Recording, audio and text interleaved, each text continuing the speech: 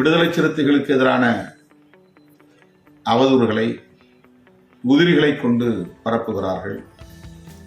ஏதோ நாம் திராவிட முன்னேற்ற கழகத்தை மட்டுமே நம்பி கிடக்கிறோம், அவர்களை நத்தி கிடக்கிறோம் என்பதை போன்ற ஒரு தோற்றத்தை உருவாக்குகிறார். அந்த அற்பர்களின் அவதூறுகளை நாம் கடந்து செல்கிறோம் என்றாலும் கூட இயக்க தோழர்கள் அதில் ஒரு தெளிவை பெற வேண்டும். தேர்தல் அரசியலில் எந்த முடிவையும் நம்மால் எடுக்க முடியும், அது ஒன்றும் பெரிய கம்பசித்திரமில்லை.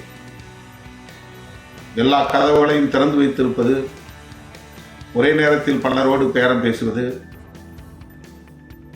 கூடுதலான பேரம் பலிக்கிற இடத்திலே உறவை வைத்துக் கொள்வது, கூட்டணியை தீர்மானிப்பது என்பதும் பெரிய ராஜதந்திரம் இல்லை. அது சுயநலம் சார்ந்த சந்தர்ப்பவாத ஒரு அரசியல். நாம் அதை பொருட்படுத்தவில்லை, அதில் ஈடுபாடு காட்டவில்லை. எந்த எதிர்பார்ப்பும் இல்லாமல், எந்த நிபந்தனையும் இல்லாமல் ஒரு கூட்டணியிலே தொடர்கிறோம் என்று சொன்னால் அதற்கும் ஒரு துணிச்சல் வேண்டும், அதற்கு ஒரு தெளிவு வேண்டும். அண்ணன் திருமா அவர்களுக்கு வணக்கம். உங்க மேல இல்ல உங்களோட ஆளுமை மேலேயும் எங்களுக்கு எந்த விதமான சந்தேகமும் கிடையாதுங்க. நீங்க ஒரு மிகப்பெரிய ஆளுமை, உங்க மேல எங்களுக்கு மிகப்பெரிய ஒரு மரியாதை இருக்கு. ஆனா என்ன, திமுகவோட கூட்டணியில உங்களை நீங்க கரைத்து விட்டீர்களோ, அல்லது நீங்கள் கரைந்து விட்டீர்களோ, அல்லது மறைந்து விட்டீர்களோ என்ற ஒரே ஒரு அச்சம் தான் எங்க எல்லாருக்குமே இருக்கு.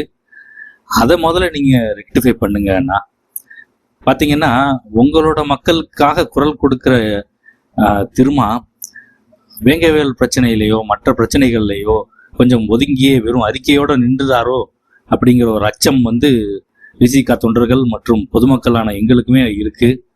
அதை நீங்க கிளாரிஃபை பண்ணுங்க. நீங்க எங்க இருந்தாலும் சரி, உங்களுடைய தனித்துவத்தை விட்டுறாதீங்க. உங்களுடைய கேள்வி கேட்கும் துணை நிற்கும் அந்த ஒரு குணத்தை விட்டுறாதீங்க. கூட்டணிக்காக உங்க கட்சியை கரைச்சிடாதீங்க அப்படிங்கிறது மட்டும்தான் எங்களோட ஒரே கோரிக்கை. நன்றி அண்ணா.